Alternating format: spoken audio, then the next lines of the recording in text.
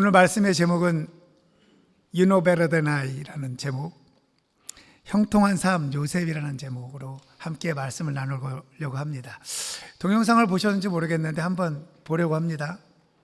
준비됐으면 동영상 하나 보고 계속해서 말씀을 나눌 수 있도록 하겠습니다.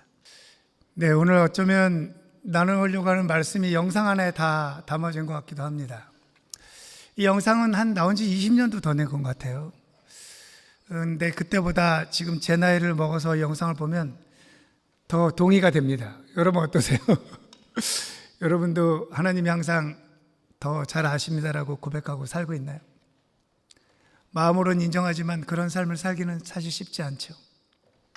그렇다면 요셉이 어떻게 해서 저렇게까지 고백하게 되었는지 우린 그 과정을 한번 보고서 우리 과정 가운데 이런 삶이 있었다 할지라도 이 속소에서 하나님부터 배우는 과정임을 기억하면서 우리 말씀을 나누려고 합니다.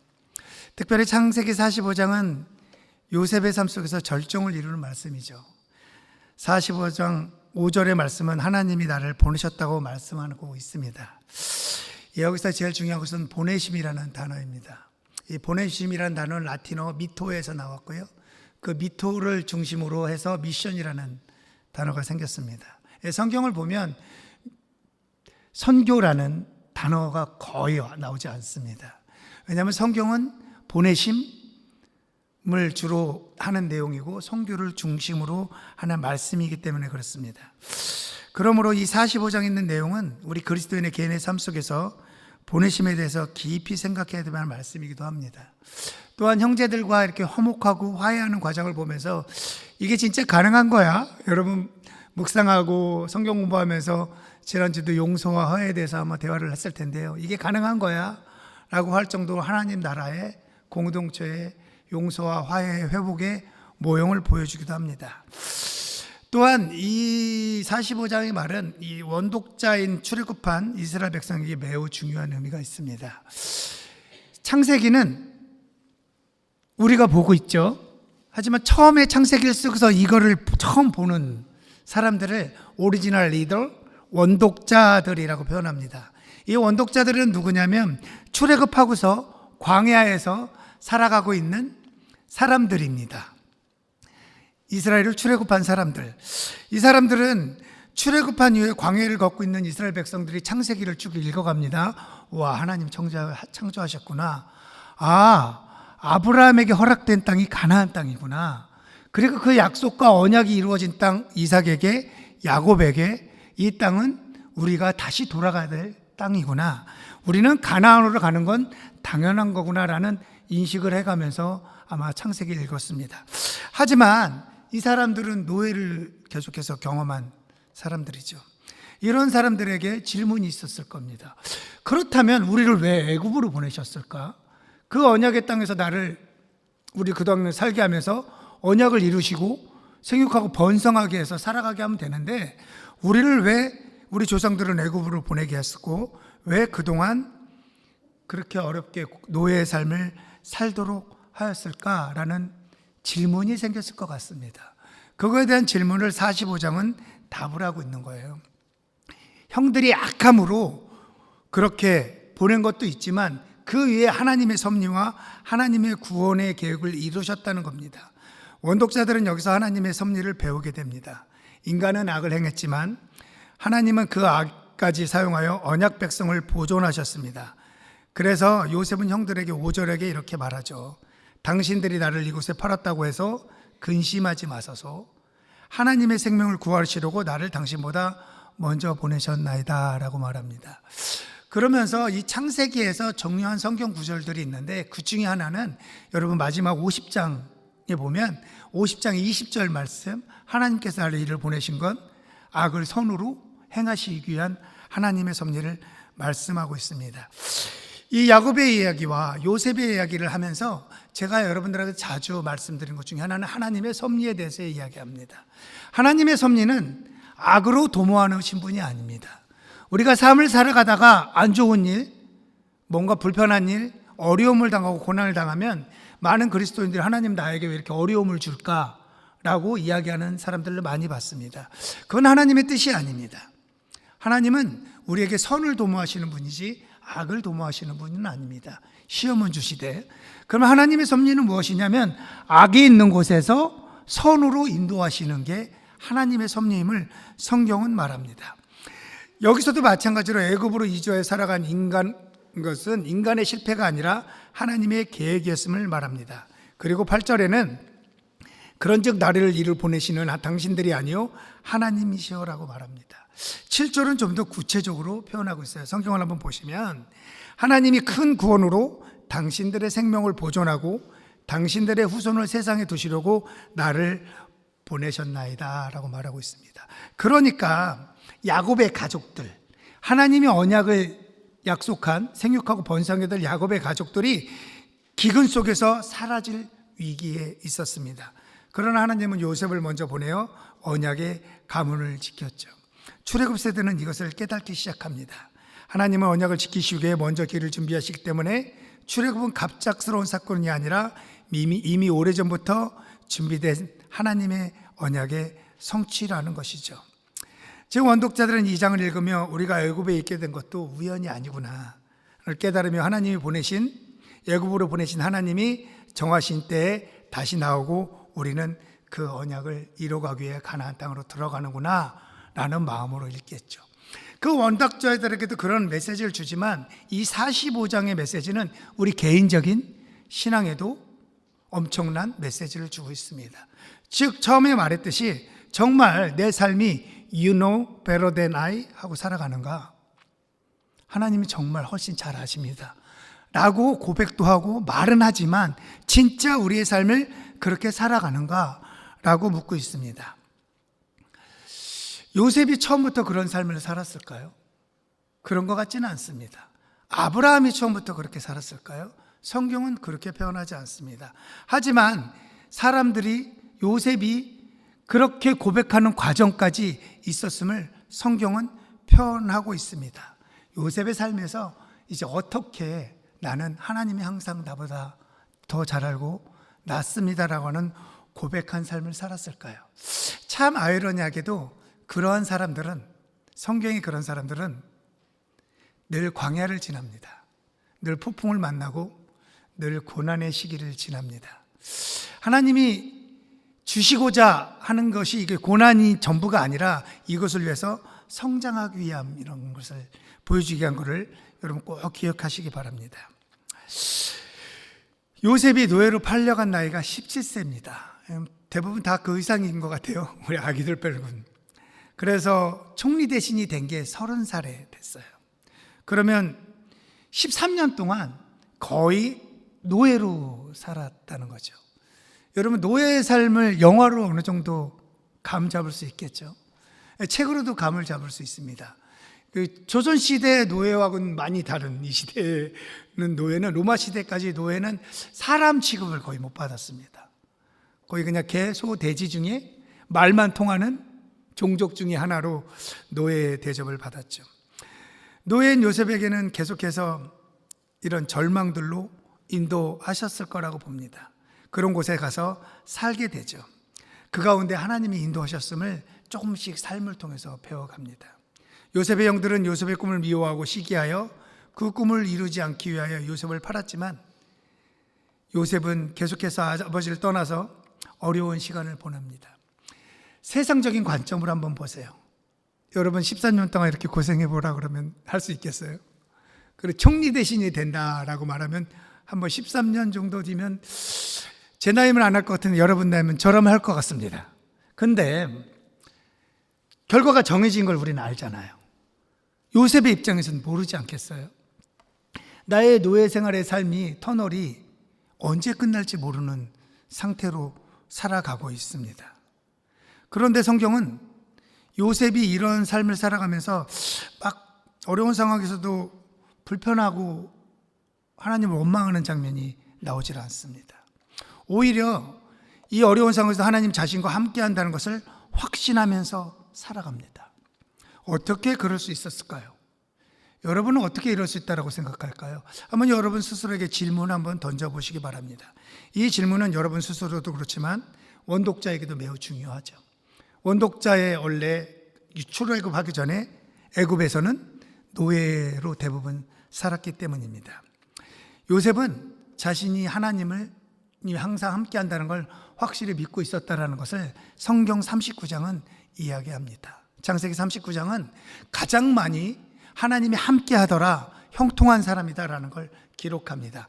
4번 이상 기록하고 있으면서 그가 함께하는 사람이었다는 걸 알 수 있습니다. 그것뿐만 아니라 나는 하나님이 함께해 라고 혼자만 생각하는 게 아니에요. 요셉의 삶을 자세히 보면 주변 사람들이 다 알아. 어떻게 그럴 수 있을까 할 정도로 주변 사람들이 아우 너는 하나님이 함께 하는구나, 하나님이 늘 인도하는구나 라고 말하고 있습니다. 그런데 하나님이 함께하고 형통한 복을 받았다고 해서 요셉이 노예가 아니었을까요? 그때도 노예예요. 무엇을 말하고 있냐면 우리 상황과 형편은 바뀌지 않을 수도 있다라고 말하고 있습니다. 축복이라고 그래서 세상에서 말하는 그 성공적인 삶으로 다 살아가지 않을 수도 있다. 우리 삶은 그대로 살아갈 수 있다. 그런데 그곳에서 하나님의 경험하고 하나님의 인도하심을 우리 느끼며 살아가는가라고 묻고 있습니다. 즉 여러분에게 주시는 메시지는 상황과 환경이 어려움이 바뀌지 않는다 할지라도 그 속에서 하나님을 신뢰하며 살아가는가? 라는 생각이 해보셔야 된다는 것입니다. 요셉이 하나님과 함께 하심으로 주인에게 인정받고 총무가 이제 막 되죠. 관리하는. 그렇다고 이제 끝났는 줄 알았는데 그렇지 않습니다. 성경은 또 막, 저는 요셉을 좋아하는 이유 중에 하나가 예수님 다음으로 여인의 유혹을 이긴 유일한 인물입니다. 여러분 이것은 무엇을 말하냐면 제가 젊은 여인들한테 말합니다. 내 남편은, 내 남자친구는 안 그러겠지라고 생각하시면 안 돼요. 요셉 하나였습니다. 참 남자들은 굉장히 이 어려운 유혹을 이기고 있다라고. 이게 요셉이 참 대단하다라는 것을 봐야 합니다. 사실은 전 이렇게 표현합니다. 요셉이 대단한 게 아니라 하나님을 경외하는 마음이 있었던 거예요. 하나님이 대단하신 거예요. 그렇게 보시기 바랍니다. 하지만 이 유혹을, 굉장히 어려운 유혹임에도 유혹을 이기고 요셉은 나아갑니다. 39장 9절은 이렇게 말합니다. 당신의 남편이 나한테 다 뭘 맡겼어도 나는 당신을 해할 수 없다. 왜냐하면 하나님에게 범죄할 수 없다라고 말하고 있습니다. 이 말하는 거 하나로 봐서 요셉은 하나님 확실히 경외하고 있었습니다. 요셉은 삶의 순간순간에 하나님을 경험하고 하나님 나랑 함께 한다는 것을 알고 있었습니다. 그래서 오늘 영상을 보신 것처럼 요셉의 선택은 내가 할 수 있는 최선의 일은 이해가 안 돼도 하나님을 신뢰하며 살아가는 거다라고 요셉은 말하고 있죠. 뿐만 아니라 10절은 뭐라고 말하냐면 그녀와 함께 하지도 않습니다. 유혹을 거절하는 것뿐만 아니라 주기도문 떠오르지 않나요? 악을 내게서 멀리하옵소서. 우리가 막 악을 이기고 유혹을 막 이기고 살아가는 건 제가 보니 쉽지 않습니다. 이 10절의 태도가 참 좋은 태도인 것 같아요. 함께 하지도 않는 거, 그 근처에 가지도 않는 거. 예전에 제가 아는 전도사 중에 한 명이 로마에 가면 로마의 법을 따라야 된다고, 그래서 나는 복음을 전하기 위해서 같이 나이트클럽 다니면서 그 친구들에게 술 담배를 같이 하면서 복음을 전할 거라고. 얼핏 들으면 멋있는데 자세히 들어보니까 이게 무슨 말도 안 되는 소린가라는 생각을 하게 됩니다. 왜냐면요, 그도 사람이기 때문에 그 유혹을 이기는 건 쉽지 않습니다. 그 믿음을 지키고 살아가는 거 쉽지 않습니다. 하지만 하나님을 경외함으로 이것을 믿음을 이기며 살아가죠. 결국엔 그 여인이 모함을 해서 감옥으로 들어가죠. 요셉의 입장에 대해서 영상 보는 것처럼 생각해 봤습니다. 처음엔 어려서 물구덩이에 형들이 버리잖아요. 이제 감옥 구덩이에 버린 거, 물구덩이에 버린 거 비슷한데 처음엔 어려서 좀 교만했어요. 막 잘난 척하고. 형들이 다 나에게 무릎 꿇을 것이다. 그리고 나한테 까불지 마라. 막 이렇게 좀 했어요. 자기 잘못도 조금 있죠. 과정을 만들었으니까. 근데 이번엔요, 전혀 없지 않아요. 하나님만을 경외한다고 했는데 이런 상황이 생겼습니다. 제가 한번 좀 생각해 봤어요. 감옥에 들어갔을 때 요셉 입장에서 이건 아니지. 얼마나 낙심될까요? 이건 아니지. 이런 거는 좀 아니지 않아요? 17살에 꿈꾼 게 전부잖아요. 성경에 의하면. 그러면 좀 불평하고 불만하고 살아갈 수 있는데 요셉의 그런 장면은 나오지 않습니다. 오히려 요셉은 불편한 장면이 나오지 않고 하나님을 더욱더 신뢰하면서 살아가겠다. 그리고 형통한 삶에 대해서 말씀하고 있습니다. 그리고서 오늘 이제 우리 여러분 45장 읽기 전에 어떤 사건이 일어나냐면 요셉이 총리 대신이 돼서 꿈을 해석하는 장면이 나오잖아요. 이때 7년의 흉년과 7년의 풍년과 7년의 흉년의 때를 말하고 있습니다. 저는 하나님께서 우리에게 알려주시는 것은 풍년의 때와 흉년의 때에 단순히 경제적인 풍요함이나 부족함을 말하는 게 아니라고 생각합니다. 이 시간을 통해 하나님께서 우리를 어떻게 빚어가시는가에 대한 말씀이라고 생각하죠. 이 말씀을 보면서 오늘 제목처럼 정말 요셉은 You know better than I라고 표현하는 삶을 사는 거 아닌가? 내 삶의 길을 더 내가 아는 것보다 주님이 더 잘 아십니다. 요셉은 바로 이러한 믿음으로 살아간 사람이라고 표현합니다. 고난의 시기에 요셉은 하나님을 원망하는 법이 아니라 하나님을 신뢰하는 법을 배웠습니다. 그리고 그 배움은 먼 날 총리가 되었을 때 빛을 발하죠. 세상의 기준으로 보면 실패와 고난의 연속이었지만 하나님의 기준으로는 형통한 사람이었습니다. 왜냐하면 하나님께서 그와 함께 하셨기 때문입니다. 만약에 요셉의 고난의 시간을 하나님을 신뢰함으로 통과하지 않았다면 풍년의 때를 바르게 사용할 수 없었을 것입니다. 여러분, 저는 청년들에게 이런 이야기를 자주 합니다. 재정을 많이 일으켜라, 돈을 많이 벌어라. 하지만 그 돈이 독이 되어서는 안 된다. 저는 제 인생을 살면서 많이 보았습니다. 그리스도인 포함입니다. 재정이 나의 삶의 띵이고 내가 다뤄야 될 물건이 아니라 나의 삶의 주인이 되어서 내 삶의 독이 되는 것을 많이 보았습니다. 돈을 많이 버시기 바랍니다. 하지만 여러분, 그 풍년의 때에 그 재정을 사용하는 것을 하나님으로부터 지혜를 배워야 함을 성경은 말하고 있습니다. 그렇기 때문에 이 요셉은 이 풍요로울 때의 곡식을 조정하여 그 곡식을 준비하였고, 결국엔 그 재물을 쌓은 사람이 아니라 사람들을 주변의 사람들을 살리는 사람이 되었다고 성경은 기록하고 있는 것입니다. 왜냐하면 이 고난의 시기에 하나님을 경외하는 법을 배웠기 때문입니다. 사랑하는 성도 여러분, 여러분 지금 어느 시대를 지나가고 있습니까? 어느 시기인가요?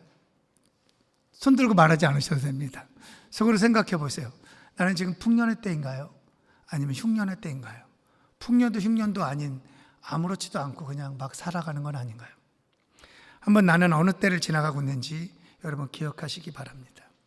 풍년의 때에는 하나님을 잊지 않고 그분의 지혜를 더욱 배워야 합니다. 흉년의 때에는 이해하지 않는다 할지라도 하나님의 더욱더 신뢰하는 법을 배워야 합니다. 어느 계절이든 하나님께서 우리를 훈련시키고 성장시키고 계시는 것을 꼭 기억하시기 바랍니다. 흥미로운 사건이 있어요. 요셉이 풍년의 때에 얻은 것은 곡식과 재물입니다. 지금으로 따르면 부자가 된 거예요. 근데 이때는 요셉이 가장 원하는 걸 얻지 않았습니다. 오히려 요셉이 얻은 건 흉년의 때입니다. 이땐 무엇을 얻었냐면 가장 보고 싶은 사람들을 만났습니다. 가장 사랑하는 사람들과 만남의 시간을 갖게 되었고 하나님께 주신 회복과 화해를 경험하게 되었습니다. 풍년의 때에는 많은 곡식을 얻었지만 흉년의 때는 사랑하는 가족을 다시 얻었죠. 풍년의 때에는 창고가 채워졌지만 흉년의 때는 그의 마음이 채워진 것을 우리는 볼 수 있습니다. 우리 삶도 마찬가지입니다. 여러분, 내 삶을 살아가다 보면 흉년의 때를 지날 것입니다. 목자로서 이런 말하기 좀 미안한데 지날 것입니다. 근데 그때 하나님을 신뢰함으로, 하나님을 원망하지 않고 신뢰함으로 살아가기를 간절히 바랍니다. 간절히 기도하게 됩니다. 정말 많은 사람들이 신앙생활을 하다가 어떠한 상처든 어려움이든 교회를 멀리하여 흉년의 때에 하나님을 원망하는 사람들을 많이 보았습니다. 여러분, 그 때를 지나간다면 그때 하나님이 여러분들을 훈련시키시고 낙심하지 않게 하는 하나님의 마음을 배우시길 바랍니다. 흉년의 때를 지나고 있다면 낙심하지 말기를 바랍니다. 반주 안 해도 되는데 좀 이따가 해주세요. 네, 제가 부탁을 하겠습니다. 꼭 왠지 해야 될 것 같은 느낌이 들었나요? 요셉이 이 이야기를 여러분하고 반주해달라고 할게요. 형통한 삶을 살아간 증거는 주변 사람들이 인정하는 걸 보고 알 수 있어요. 39장 3절엔 이렇게 말해요. 그의 주인이 여호와께서 그와 함께 하심을 보며 또 여호와께서 그의 범사에 형통하심을 보았더라. 여러분, 이게 말이 돼요? 내가 부리는 노예인데 사람 취급도 안 한 노예를 보고서 와, 네가 섬기는 하나님을 인정해 주기 시작하고 너의 지혜로움을 받아들이기 시작했다라는 것입니다. 이런 형통한 삶을 보고 그에게 그리고 전체 맡기는 걸 주었을 때 결국엔 그 보디발의 집이 하나님의 복으로 가득 차여서 축복되는 사건들을 보기 시작합니다. 이게 끝이 아니에요. 41장 37절과 39절을 말하면 바로와 바로의 신하들도 요셉을 좋게 보고 요셉에게 모든 걸 다 맡기기 시작합니다. 여러분 삶에서 이런 일이 일어날 수 있을까요? 우리 이민자의 삶을 살아가면서 내 삶을 통해서 우와, 널 보니 하나님이 살아계신 것 같아. 너를 보니 교회 다니는 게 참 멋진 것 같아. 하나님 살아계시는구나라는 말을 들으며 살기를 소망하게 됩니다. 요셉이 이랬다는 겁니다. 하나님이 함께했다는 증거를 주변 사람들에게 보였다는 거죠. 우리 대한민국의 선교의 역사를 보면 그리스도인들이라고 교회를 다니고 목숨을 걸고 교회를 다니고 나중에 그런 사람들 있잖아요. 그 사람들에게는 돈을 빌려줄 때 어떠한 담보도 받지 않았다고 합니다. 그때는 그만큼 정직하고 누가 봐도 성실하게 지혜롭게 살았다라고 말하고 있죠. 지난주 수요일날 이 말씀을 묵상하고서 지지난주 수요일날 우리 수요 예배에서 온 친구들에게 이렇게 제가 요청하였습니다. 여러분 기도해 주시기 바랍니다. 내 일상의 삶에서 내가 오늘 출근해서 직장에서 하나님 나는 무엇을 해야 합니까? 하나님 나는 그리스도인의 삶을 어떻게 표현하면서 살아야 합니까? 거룩한 삶을 어떻게 살아야 합니까? 하나님 나는 그리스도의 명예를 어떻게 지키며 살아야 합니까? 라고 하나님께 질문해 보세요. 하나님 말씀해 주실 겁니다. 라고 잠시 듣고 기도하는 시간을 가졌었습니다. 누구에게 듣진 않았지만 저에게는 이런 말씀을 해주셨습니다. 평강을 구하라. 딱 이 말씀, 평강을 구하라. 그래서 좀 더 묵상할 때 이런 마음이 들었습니다. 여러분보다는 제가 오히려 더 단순한 삶을 살아가죠. 만나는 사람들이 정해져 있고 뭐 납품하고 이런 정도가 전부입니다. 사람들 만나고 커피 마시고 식사하고 뭔가 삶이 무료하고 똑같은 삶을 살아가는 것 같은 느낌도 같습니다. 여러분들도 비슷하겠죠. 난 이럴 때 어떻게 해야 합니까? 하나님께 물어보고 기도할 때 저에게 말씀해 주신 건 그거였습니다. 평강을 구하라. 만나는 사람과 대화하고 교제할 때 그의 삶 가운데 그리스도의 평강이 가득하길 구하라. 우리 대화 가운데 그리스도의 평강이 가득하길 구하라. 왜 그렇게 기도하기 시작하고 그럴 마음이 들어서 1, 2주 동안 해왔는데 여러분 이거 되게 어렵습니다. 왜 어려운 줄 아십니까? 화나는 일이 생겨요.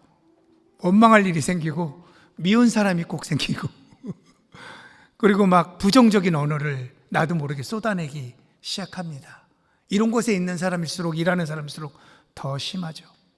그런데 여러분이 이 땅 가운데 직장 가운데 보내신 것은 그리스도라는 인이라는 이름으로 축복의 통로의 삶을 삼으시는 하나님의 마음이라면 우리가 있는 곳에서 평강을 구하는 여러분들이 되기를 바랍니다. 그리스도의 평강을 구하는데 막 욕할까요? 그렇게 하면서 우리의 삶 가운데서 그리스도인의 삶을 살아가는 거죠. 저에게 주신 마음은 그랬습니다. 여러분은 어떤지 모르겠습니다. 여러분 날마다 아침에 일어나서 직장에 가서 5분 전에 하나님께 구하면서 나는 오늘 무엇을 해야 합니까? 라고 물어보면서 하나님이 주시는 말씀에 따라 순종하며 살아가기를 바랍니다. 비록 우리 삶에서 하나님을 인도하심을 경험하고 있으면서도 환경이나 상황이 바뀌지 않는다 할지라도 하나님이 함께 하신다는 그것은 세상을 이길 힘을 주신다고 약속하기 때문입니다. 제가 오늘 기도하면서 읽었던 요한복음 16장 32절 33절 말씀은 그 말씀입니다. 그리스도의 평강으로 담대하라, 내가 세상을 이기었노라라고 말하고 있습니다. 난 세상 가운데 어떻게 이기면서 살아갈까요? 여러분 고민하고 있습니까? 그러면 이렇게 생각하시기 바랍니다. 그리스도의 평강으로 나는 살아간다. 그리고 그리스도의 평강을 구한다라고 말하고 있는 겁니다. 말씀을 정리하겠습니다. 반주해 주셔도 됩니다. 창세기 45장 5절 말씀입니다. 또한 50장 20절 말씀 한번 읽어봐 주시겠습니까?